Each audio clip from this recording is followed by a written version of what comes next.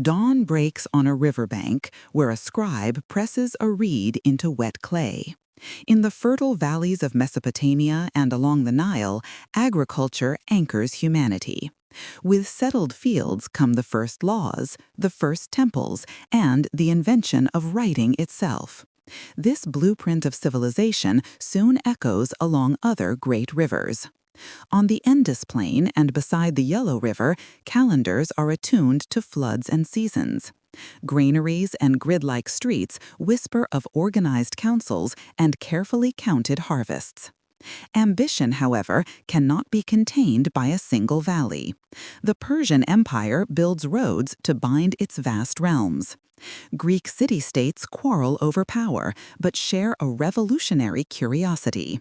And Hellenistic kingdoms spread a common language and art, creating a shared world. For what is an empire, if not a system for making strangers understandable to one another? Just as water flows through new aqueducts, ideas and goods flow through new markets.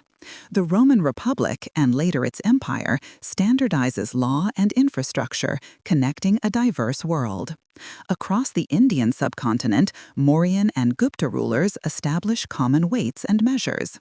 And farther east, under the Han dynasty, paper and standardized exams forge a powerful bureaucracy, one shaped by Confucianism and balanced by Taoism. New systems of order give rise to new paths of meaning. A covenant is recited.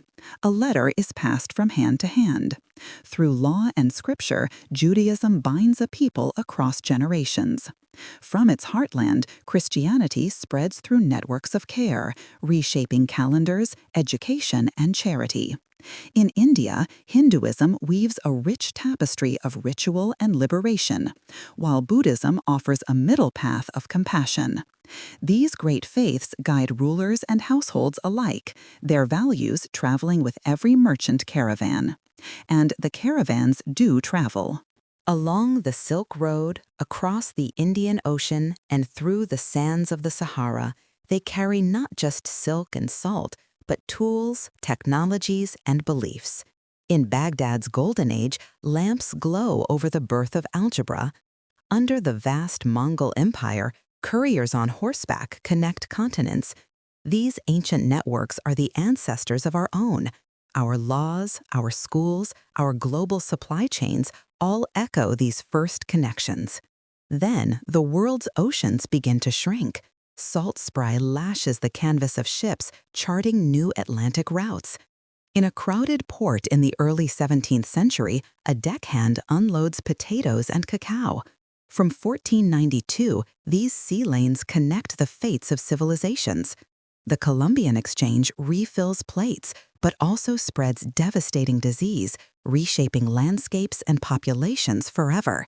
Oceans become highways, not just for goods, but for a new kind of thinking.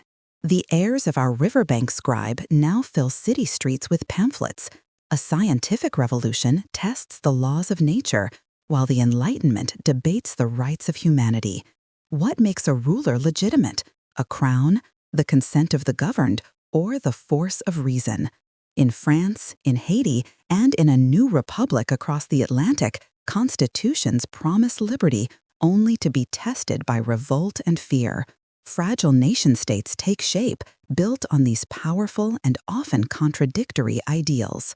Soon, steam and steel test those promises. Mills fill the air with noise as cities swell with new populations. Capitalism and its sharpest critiques are born from these shifts. Imperial powers expand, meeting fierce resistance across Africa and Asia. An unprecedented era of global war follows. The trenches of World War I, the horror of the Holocaust, the chilling standoff of the Cold War. After 1945, new global institutions arise from the ashes, attempting to secure a fragile peace.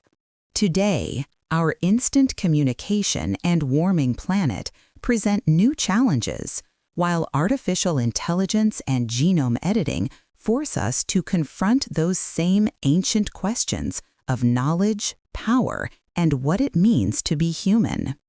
The story continues, written in the threads that bind us to our past and in the choices that will define our future.